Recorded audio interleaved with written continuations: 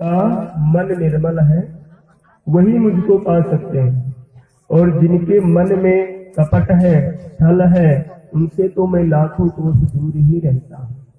लेकिन यहाँ पर धुंधली देवी के मन में कपट है, बाहर से दिखावा करती हैं, अंदर से बड़ा कर्कश स्वभाव है। अच्छा, अब इनकी अवस्था जो है, चौथापन चल रहा, घर में कोई संतान नहीं, और वे लोग बड़े भाग्यशाली हैं जिनको अच्छे पड़ोसी मिल जाए। नहीं तो पड़ोसियों का काम क्या होता है, आप कितने सुखी संपन्न क्यों ना हो, ऐसी ऐसी बातें बताते रहते जिससे आप उलझन में पड़े रहे। उनके घर में उनका लड़का बीमार होगा, उससे उनको उतनी दुख नहीं होगी जितनी दुख आपके लड़के के प्रोग्रेस से होगी। बड़ी भगवत की कृपा होती है तो अच्छे पड़ोसी मिलते हैं, नहीं तो जड़ खोदने वाले बड़े होते हैं। अब आत्मदेव जी के जो पड़ोसी थे, हम सोच रहे हैं इसके कोई संतान भी नहीं है, कभी इसने हम लोगों से कहा भी नहीं कि बड़ी चिंता है, संतान नहीं है, तो अब कुछ ऐसा करें जिसको भी थोड़ी चिंता हो। तो पड़ोसियों का आना जाना शुरू हुआ। एक माता जी आई, सर पे जो है दुपट्टा रख के, और बोली, आपके घर में एक गाय है और मैं देख रही हूँ कि 6-7 साल हो गए, अभी तक इसके कोई बच्चा नहीं हुआ। आत्मदेव जी ने कहा, देवी क्या बताएं, डेली जल पिलाते हैं, चारा डालते, बड़ी सेवा करते हैं, लेकिन भगवान की इच्छा नहीं है तो नहीं हुआ। तुलसी का पौधा लगा था घर में आत्मदेव जी के, वह भी सूखा हुआ था।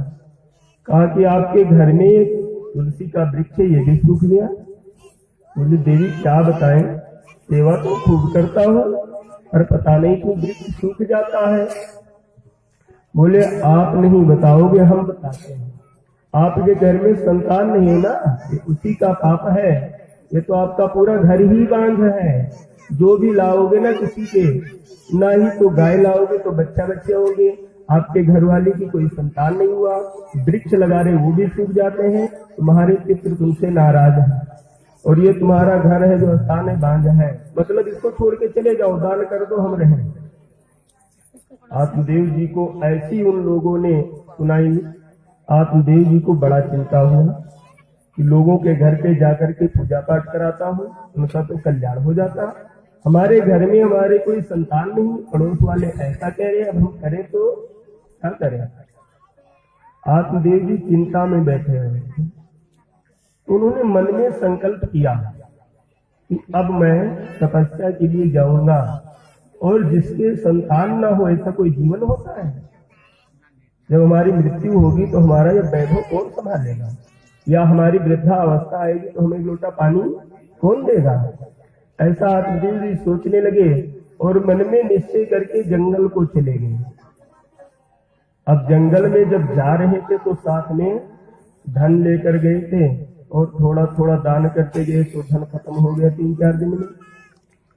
अब वहां पर बैठे तो जंगल में जो फल मिलते खा लेते। फिर उन्होंने सोचा कि खाता पीता रहूंगा, भगवान का भजन नहीं करूंगा, काम तो होना नहीं, ऐसा घर पे भी कर रहा था। अब ये बेचारे बैठे बैठे रो रहे थे। फिर एक सरोवर था, फिर इन्होंने निश्चय किया कि जब पुत्र नहीं है तो जी कर क्या करना, आत्महत्या ही कर लेता हूँ, उस सरोवर में कूद कर। जैसे ही इनके मन में ऐसा विचार आया तो वहां पर एक तत्वदर्शी साधु आए, इनके हाथ को पकड़ लिया। क्या कर रहे हैं आप, मूर्खों की बात कर रहे हैं, आत्महत्या करना पाप है, आप तो पुरुष हैं, संघर्ष कीजिए जीवन में, क्या कठिनाई है आपके जीवन में, आत्महत्या क्यों करने की बात सोच रहे हैं। आत्मदेव जी ने कहा, महाराज क्या करें। उसने कहा, बताओ आप, कथम रोदस विप्रा तम का ये चिंता बलिरियसे वद तुम सत्वरमय्यम स्वस्थ दुख से कारणम। हे ब्राह्मण, तुम क्यों रोते हो और क्यों चिंता करते हो, तुम्हारे दुख का कारण क्या है, हमसे बतलाओ। आप तो बड़े कर्मकांडी जान पड़ते हैं, आप तो बड़े भगवत भक्त लगते हैं, फिर ऐसा आपके मन में विचार कैसे आया। आत्मदेव जी उनके चरणों में गिर गए और कहा कि हमारे कोई संतान नहीं है, और जिस व्यक्ति के संतान नहीं फिर ऐसे जीवन को लेकर हम क्या करें। हम तो अब आत्महत्या कर लेंगे, यहीं पर प्राण त्याग देंगे, पर घर नहीं जाएंगे।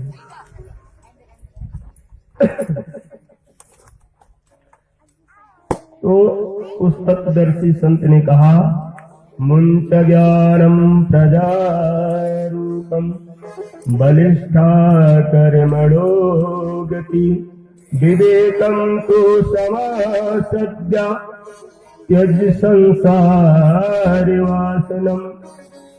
उस संत ने कहा कि यह जो पुत्र की कामना आपके मन में है यह अज्ञान है। यदि तुम्हारे घर में पुत्र हो जाता तो समझ लो भगवान की कृपा हो गई, लेकिन यदि पुत्र नहीं हुआ तो समझ लो भगवान की डबल कृपा हो गई। क्या करोगे बेटा बेटी लेकर? भगवान को ही अपना पुत्र मान लो, भगवान की सेवा करो।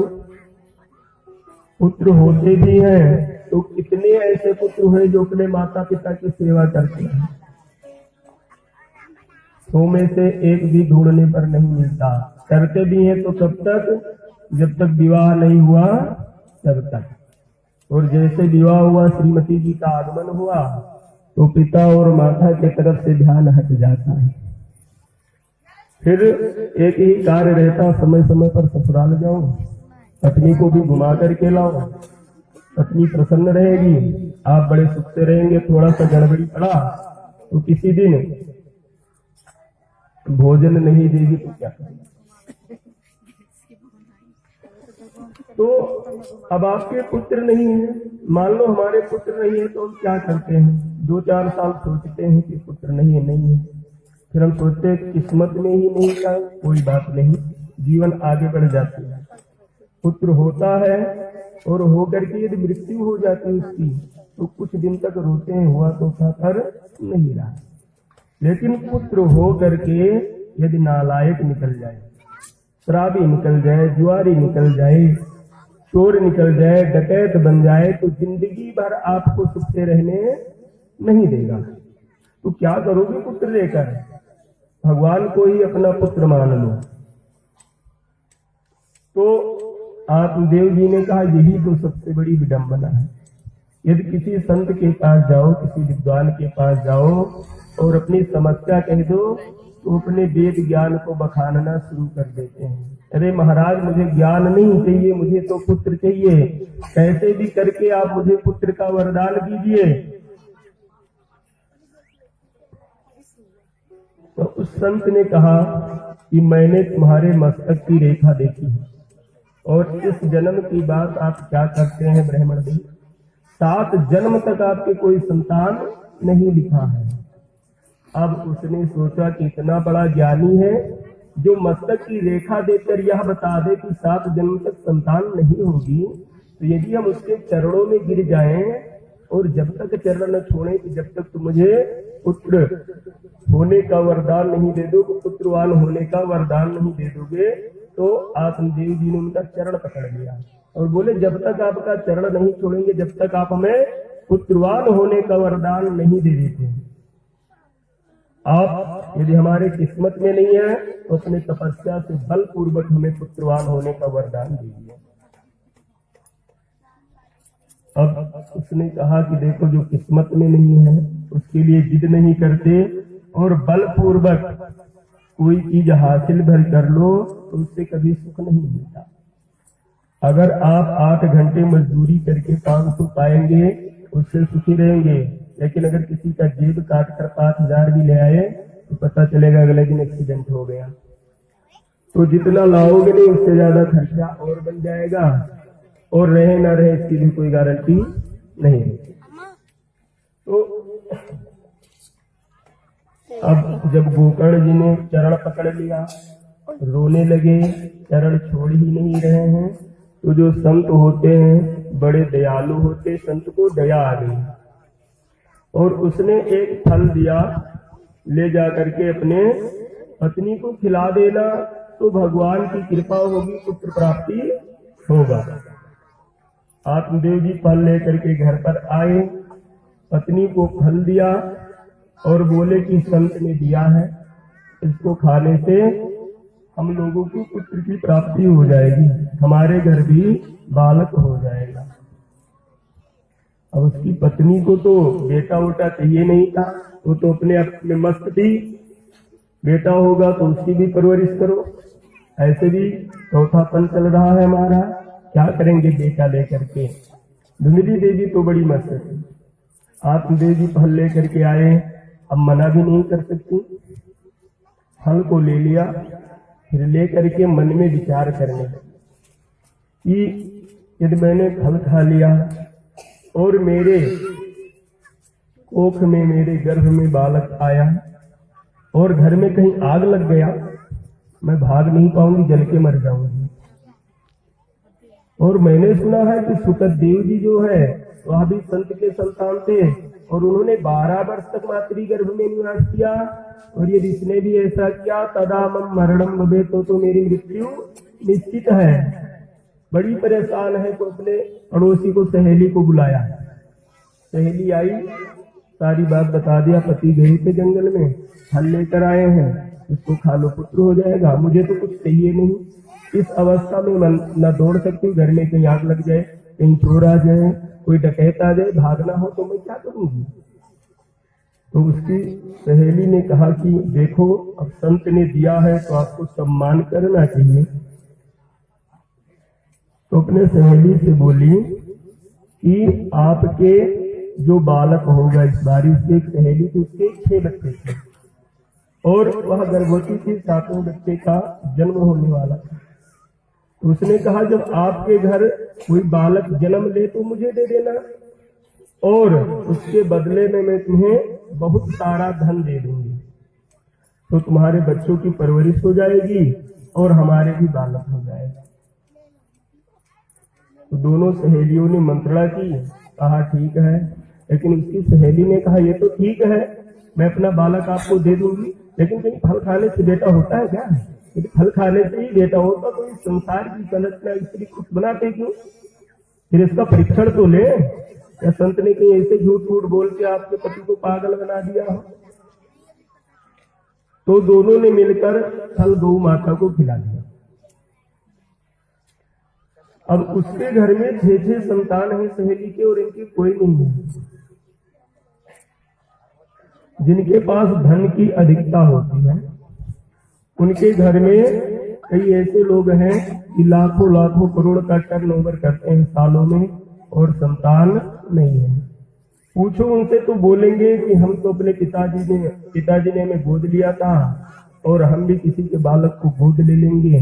और कई ऐसे लोग भी हैं जो बेचारे पूरे दिन सुबह निकल जाते, 8 घंटे दिहाड़ी करके, शाम को मिलता है 400 शाम को। अब वो घर पे आते, उसमें क्या वो राशन ले आए, क्या बच्चों को पढ़ाने के लिए रख लें, क्या आगे घर बनवाने के लिए रख लें, क्या बैंक बैलेंस कर दें, तो इसमें परेशान रहते हैं। पूरा दिन कमाते, खाने भर का नहीं होता। ये बड़ी विडंबना है। जिनके पास धन है तो कोई खाने वाला नहीं, जिनके पास खाने वाले हैं तो धन नहीं है। तो धन कमाना भी धर्म है, लेकिन जितना धन कमाते हैं उसका दशांश दान करना भी धर्म है। मान लो आपने एक कुआं खुदवाया है, और यदि उस कुएं से आप पानी निकालते रहते हैं तो उसका पानी और मीठा होता है, और कहीं उस कुएं को 10 साल के लिए छोड़ दो, उसमें से पानी निकालना बंद कर दो, ढक के छोड़ दो, 10 साल बाद जब आप उसके पास जाओगे तो उस कुएं से दुर्गंध आएगी। पीने का तो छोड़ दो, हाथ में लेने लायक नहीं रहेगा। उसी प्रकार से हमारी परिस्थिति धन की है। सिर्फ कमा कमा कर जमा करते रहें तो अटक। यदि सात्विक प्रवृत्ति से सत्य को जीवन में धारण करने से धन कमाते, उसका दशांश दान करते हैं, तो हमारा दिन दुगना रात चौगुनी वृद्धि होती है। सत्कार्यों में लगाते, मंदिर निर्माण में लगाते, सहायों की सहायता करते, भगवत कथा में लगाते, भगवान सत्यनारायण की कथा श्रवण करने में लगाते, तो धन पवित्र होता है। यदि हम कीर्तन करते हैं तो मन पवित्र होता है, और यदि हम सेवा करते हैं तो तन पवित्र होता है। तो धन बहुत था, कोई खाने वाला नहीं था देवी के पास। अब धुंधली देवी का तो दान धर्म से, कथा इतिहास से कोई मतलब नहीं था, खाए पिए मस्त है। आत्मदेव जी कर्मकांडी थे, तो भगवान की भक्ति में लगे रहते। फल लेकर आए तो न खाकर गऊ को खिला दिया। अब जब उससे सहेली के बालक हुआ तो उसकी सहेली बालक को ला करके धुंधली देवी को दे गई, और धुंधली देवी ने अपने पति को सूचना दी कि हमारे बालक हुआ है। आत्मदेव जी बड़े प्रसन्न हुए, सारे नगर में उन्होंने सूचना दी और सभी लोग एकत्रित हुए, खुशी मनाने लगे। और आत्मदेव जी ने सोचा कि चौथे तन में बालक हुआ है, अब इसका नाम अपने नाम के अनुसार, हमारा नाम है आत्मदेव, इसका नाम रख देंगे परमात्मा देव। और यदि दिन में हम 10 बार ही अपने बालक का नाम लेंगे तो परमात्मा का नाम हमारे मुख से 10 बार तो निकलेगा ही, तो हमारा जीवन धन्य हो गया। और कहीं अंत समय में मैंने अपने बालक का ही नाम ले लिया तो हमें सीधे मोक्ष हो जाएगा। तो घर में बालक जन्म लेता है, उसका हम नामकरण करवाते हैं, तो नामकरण करवाने के समय हमें ध्यान रखना चाहिए कि हम ऐसा नाम रखें जिसमें भगवान के नाम आते हों। यदि बच्ची का जन्म होता तो हमारी जो 9 माताएं हैं 64 योगिनी, उनमें से किसी का नाम आता हो।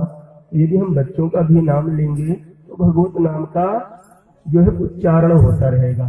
लेकिन आज के डेट में क्या रखते हैं, चिंटू पिंटू इस प्रकार का नाम रखते हैं जिसका ना कोई अर्थ है ना कोई मतलब है।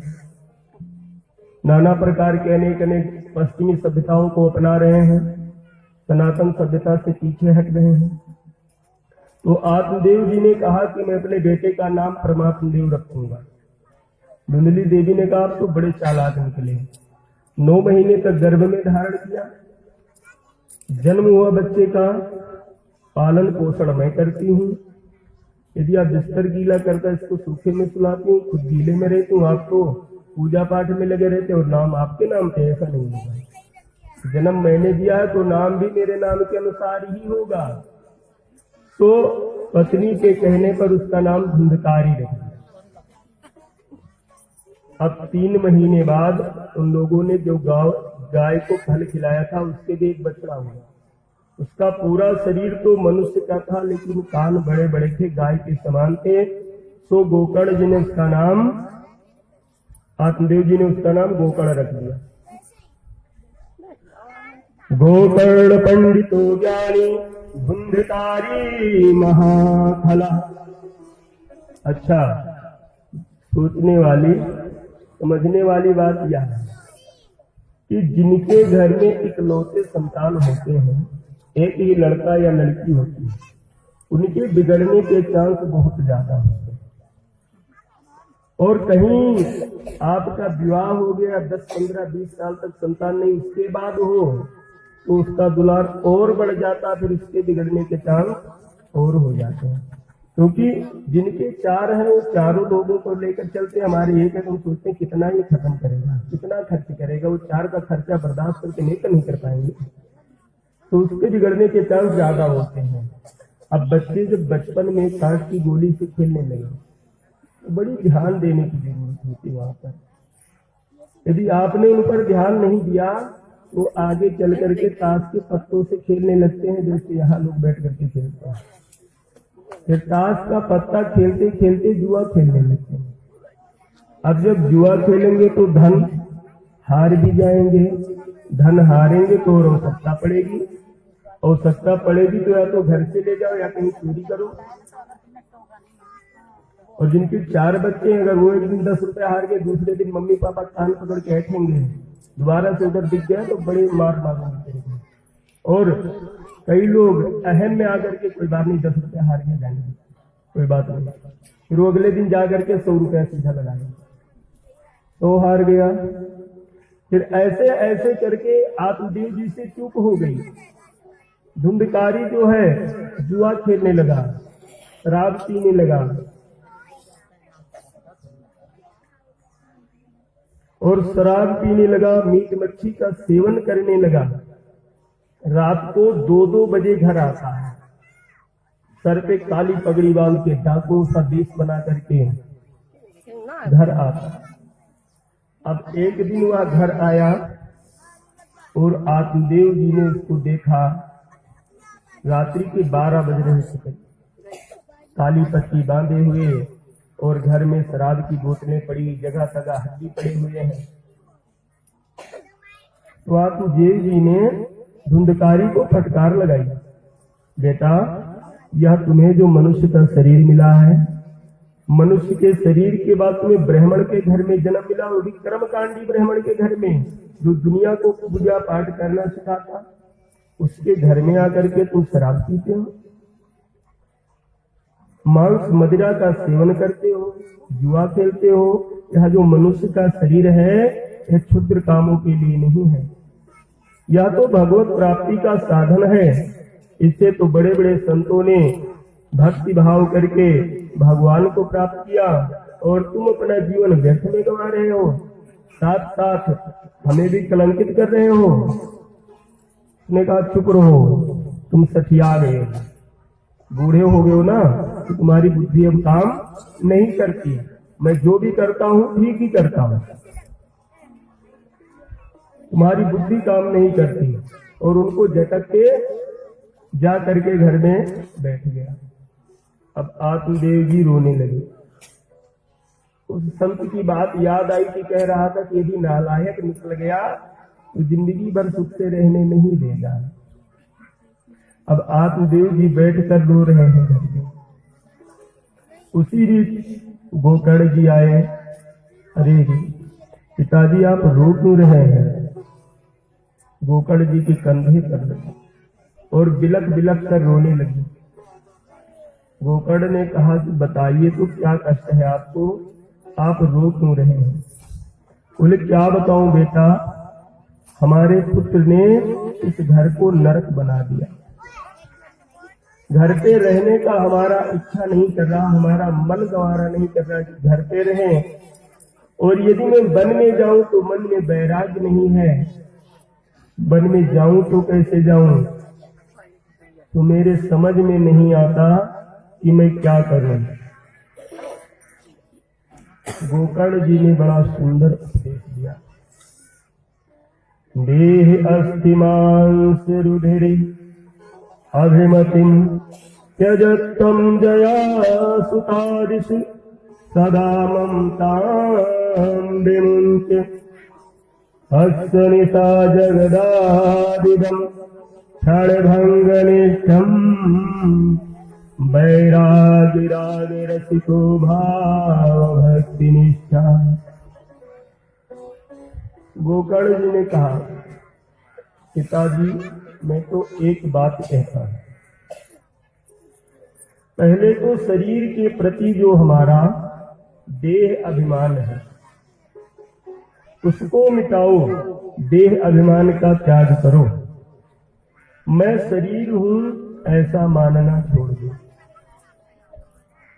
यह जो हमारा शरीर है, इस शरीर की 3 ही गति होती है।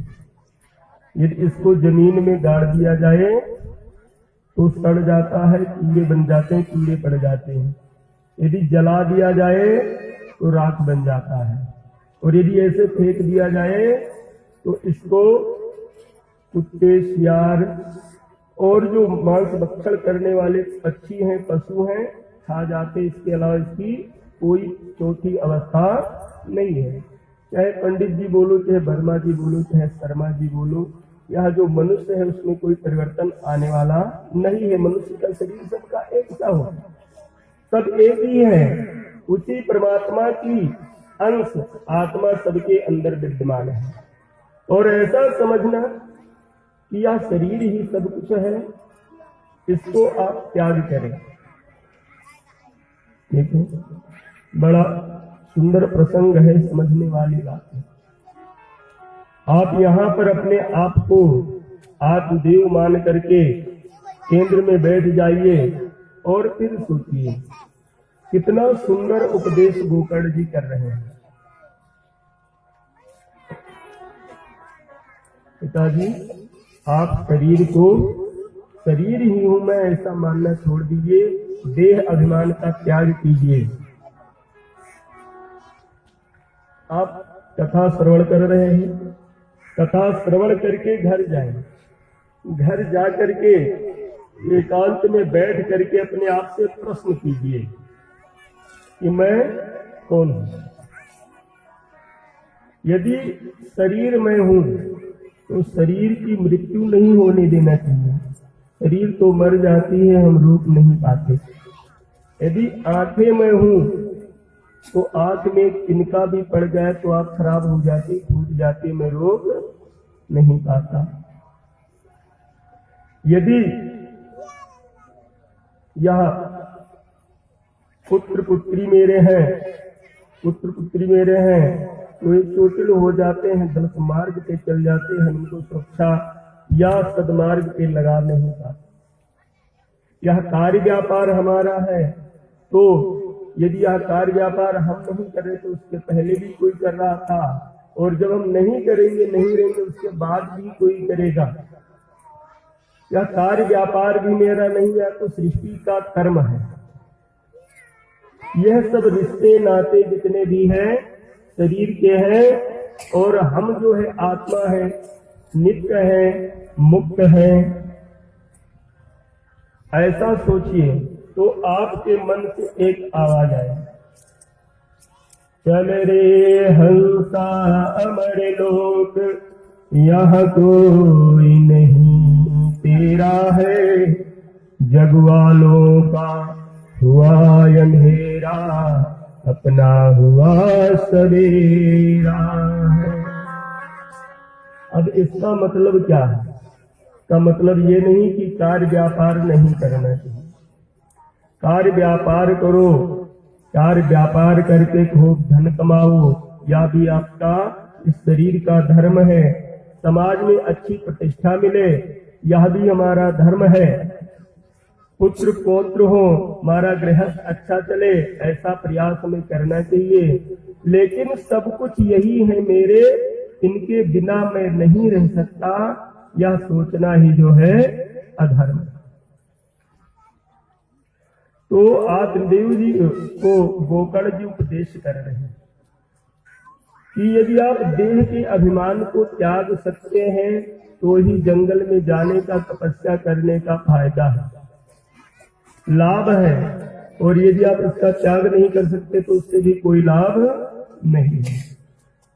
क्योंकि कहते हैं बन के मारे बन गए, बन कर बस्ती माहे, कहा कबीर मन लाल जी, मनवा मानत नाही। मन की गत है अटपटी, झटपट लखय न कोय, जब मन की खटपट मिटे, झटपट दर्शन हो। जी भरे